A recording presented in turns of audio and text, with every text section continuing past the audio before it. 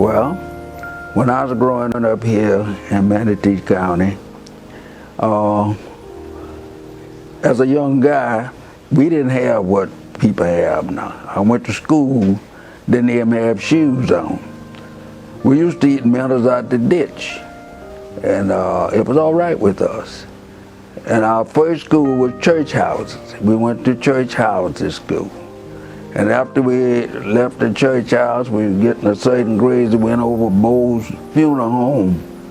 And the 11th and 12th graders went over Bowles Funeral Home because we didn't have a schoolhouse.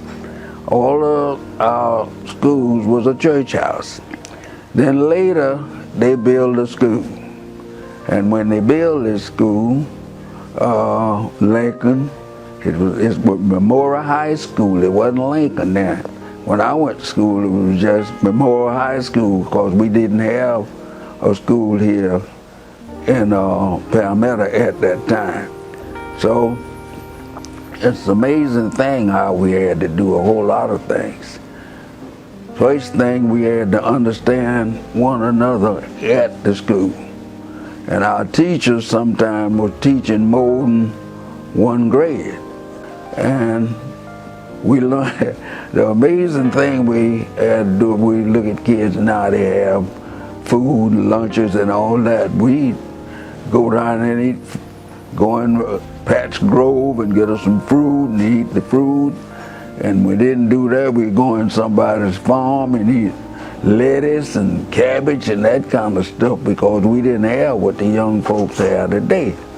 And we used to worry about what you're gonna wear and all that kind of stuff. I look at kids today and they have all these sporty tennis shoes and all that kind of stuff. We didn't have that. We went to school, when we dressed, we might have on shoes and we might not have on shoes. But the key to it was to be sure your feet was clean. Your teachers would check you on that. And most time, yesterday, you couldn't punish like they punish today. You punish a kid today, the parents come and so and so and so. We didn't have that kind of stuff.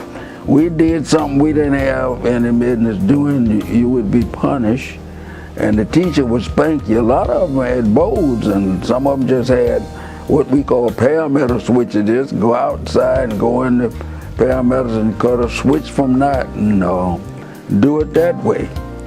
Then later on, an amazing thing I think about all the time when we had to go to the store, especially to the drugstore. You go to the drugstore to get some medicine, you had to go in the back door. Go to the doctor to get waited on, you still had to go in the back door. Then you had to wait until the doctor wait on everybody else before he get a chance to wait on you. But we made it. And back to Bowles Funeral Home, going to school up over the funeral home because we didn't have a schoolhouse during my time. We had no school for a while. A Providence Church, St. John Church, St. Andrew Church, all of those churches was our school. Then when we wanted to meet, St. John had the largest church. We'd meet to St. John for chapel. And we went on from there. But we were blessed because we still had a chance to go to school. The only other thing that happened to you couldn't be late to school. You had to be on time. The principal would be standing up at the door when you walk in. If the principal wasn't there, then your teacher would be standing in the door. You couldn't be late. And like a lot of kids have a chance to miss school and not go, you couldn't miss school because anybody down the streets or down the road would see you and you wouldn't be in school. Wasn't anything for him to take his belt off and spank you and tell you better get to school because it's time for you to be there now. And like kids now, late, you couldn't be late to school. Just like going to church, you couldn't be late going to Sunday school. And it was an amazing thing, most of us went to Sunday school and school, didn't have no shoes, but you had to get there. And that's the most thing that I had to go through with. But thanks be to God, He was blessing us all the time. And they finally built us a schoolhouse. Lincoln, it wasn't Lincoln, it was Memorial High School. And that school today still don't have a chapel in it. It's an opening in there. And we had to go to the church to have chapel because there wasn't no place for all of us to get into and lift and praise the Lord. Now that's one thing we had to do. We had to go to Bible school in the summer, and everybody learned how to read the Bible, and everybody learned all the Bible verses. I still say mine sometimes, teasing when I'm teasing the kids, like Genesis, Exodus, Leviticus, Numbers, Deuteronomy, Joshua, Judge, Ruth, 1st, 2nd Samuel, 1st King. You better know it. I still know the majority of them. But God have blessed me. Ain't nowhere in the world for me to think I was going to college. I worked at DM Coden's farms for years. It closed school, we'd go work on the farm, and after that crop go over, we'd go back to school again. It's a funny thing. We would have school open, and when it's time to gather the crops, they'd close school, and we'll go and gather the crops. And when the crops over, we'll go back to school. And you going to school in the church house. We didn't have a school during the time I'm talking about now, but school, the church was always willing to let us come in. And we had teachers that would really teach you, and you had to learn.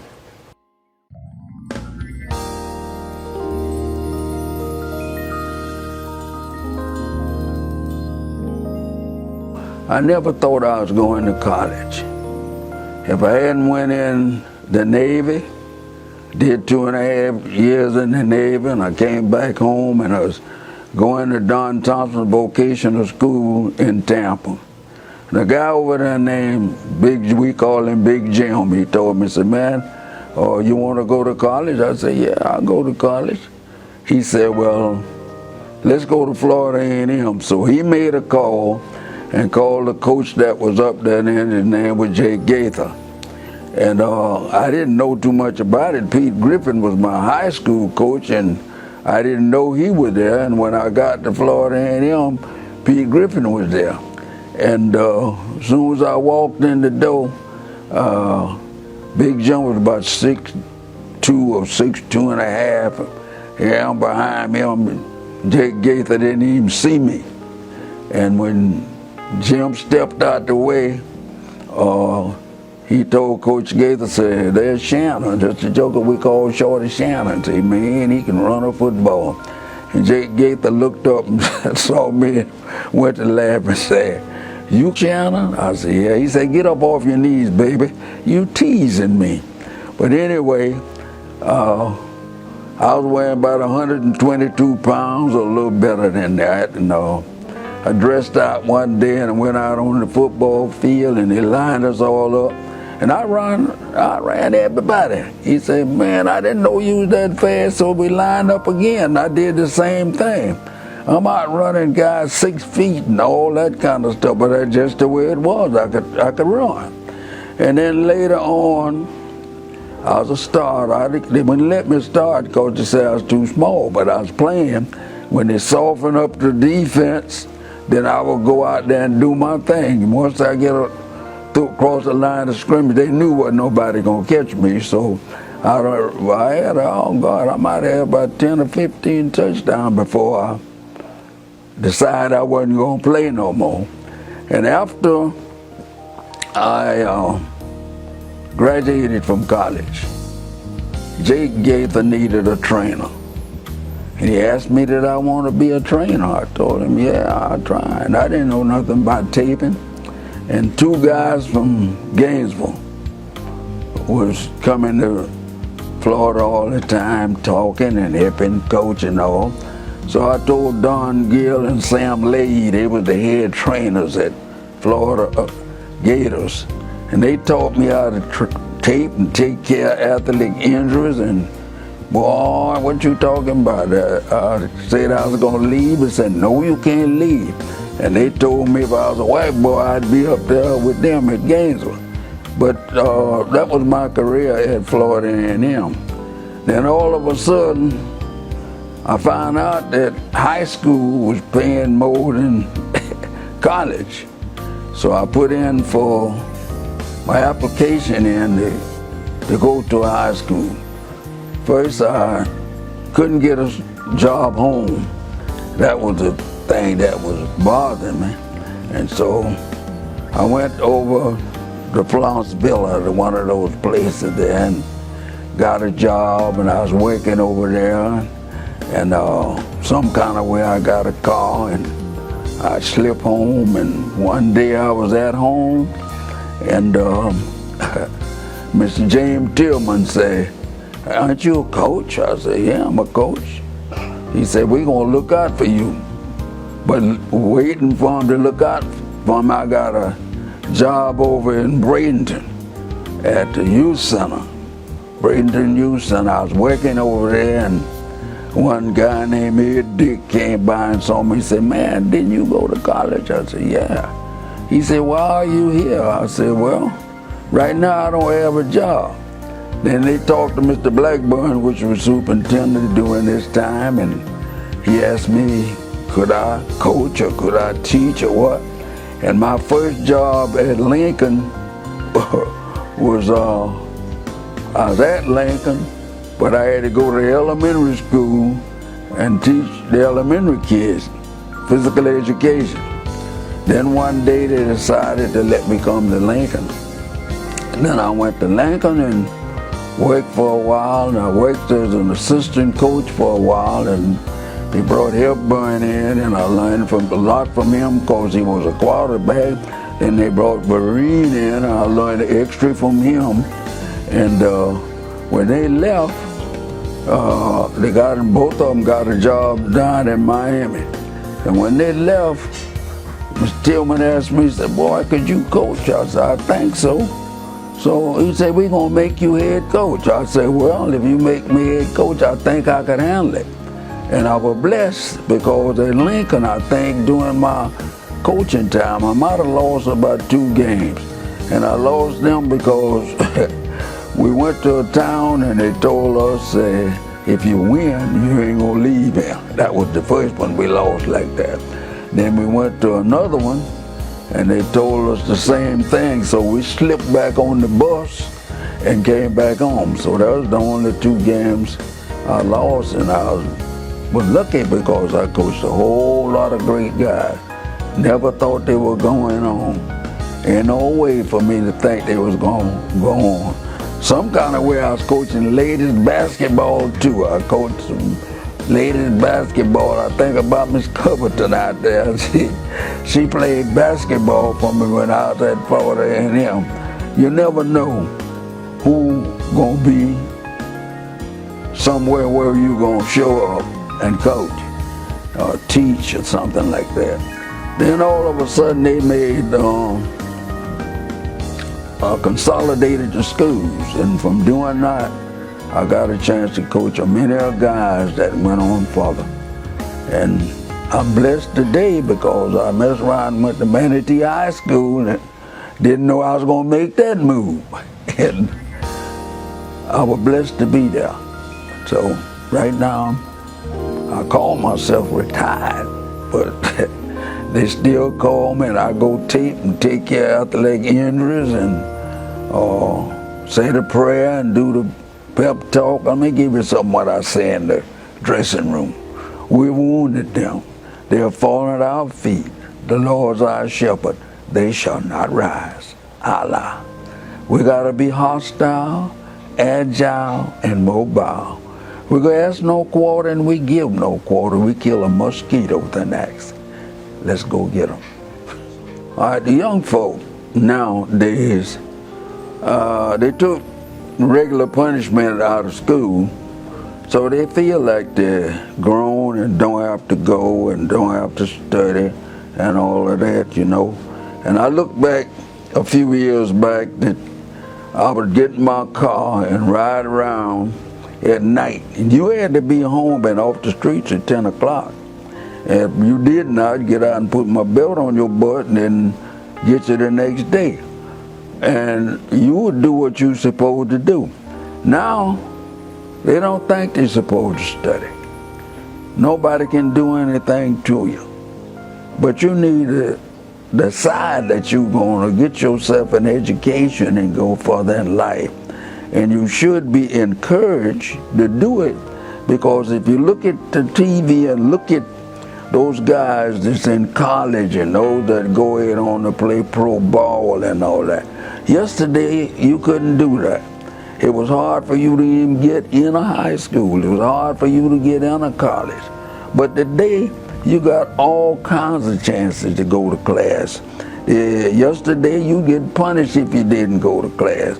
Today, you think you the boss. Even at home, you think you the boss. You don't talk to mom and dad right, you got to remember something. If your mom and your daddy stop feeding you, you're going to have a hard time. And you feel like because you can walk the streets and curse and do things that you want to do, the parents not in charge of you. Let me tell you something that's real important. And I've never gone in a football game. I've never let kids leave me.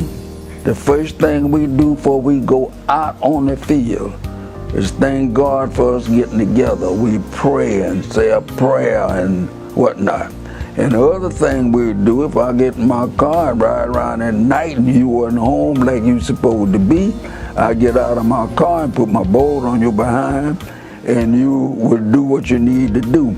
Or I would stand at the gate, and nobody that played football for me was late anytime. One other thing I didn't say, I coached girls basketball too, and they had the same problem. Now you got a mother that love you, you got a dad that love you. They took out the punishment out of school that we were in yesterday. And you can talk back to the teacher, which is wrong. You talk back to your mom and dad, which is wrong. One thing you gotta remember, you cannot feed yourself. Suppose mom and dad shut down the kitchen for you, shut down the refrigerator, shut down the pocketbook, don't give you them quarters and dimes so you can go and think. And one of the worst things that now when I go on a campus, I hear young guys and young ladies cussing and fussing with one another and disobeying your teacher. What you got to remember is the teacher got their education. You need your education. If you gonna go further, you need to go to class and get your lesson. Not only that, you need to study at night, turn that TV off and that good music that you play, because I like to dance myself. You think I can't dance, but one day you'll see me, I can move. But what you need to do, the most important thing, you put God first in your life. Once you put God in your life, you learn to obey and understand your mom and your dad. One of the things you got to think about mom and dad, if you gonna go farther, they the only ones gonna help you. In class, if you going further, you got to get your lesson. Obey your teacher. There's a whole lot of kids in that don't want to obey the teacher.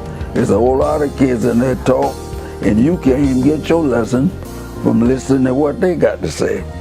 And you can't say anything to them. If you do, they want to fight you. But remember, your mom and your pop, they love you. And the most important thing is to put God in your life. Without him, you ain't nothing. You might think you tough, think you smart, but I don't care where you go, you need God with you. Tell you something real funny. And I didn't understand it at the time that I was doing it. I was on a troop transport, and that's a ship that carried soldiers overseas. 2 or 3 days, 4 or 5 days out, we was at sea. I went to bed on a Monday and woke up the next day, it was still Monday. And I couldn't understand that. How in the world I'm gonna have 2 Mondays going the same way? And they told me and explained to me, that's the international deadline. So once you cross the international deadline, you leave that. You lose a day going and you gain a day coming back. If you come back on Monday, the next day you wake up, it's still Monday. If you're going over there on Monday, you mess around, go to bed, and wake up on a Wednesday. So you just don't know. But getting an education is real important. The most important thing to you, young people, the most important thing is to obey your mom and pop. If you want to go further, they the ones going to help you go further. Learn to pray and talk to God. Lord, put me in some situation and I found out ain't nothing like God. Nothing. I never would be on this earth because a lot of ships around me would sink. And my ship never got hit and always stayed afloat on a troop transport. I know I had the Lord on my side. I thought I was the only one, but I looked around, everybody else on there was praying because they understood it. One other thing that you need to understand too, if you put God first in your life, He'll help you to obey your mom and pop, because that's real important. All right, one thing I didn't say while I was talking, and I found out over a period of time, I've been saying it for years, and I found out it's real important. If the weather kill your crop, keep it going. If you fail to get on top, keep it going. Suppose you're broke and out of every dime, getting broke ain't no crime. You tell the world you feeling fine and keep it going.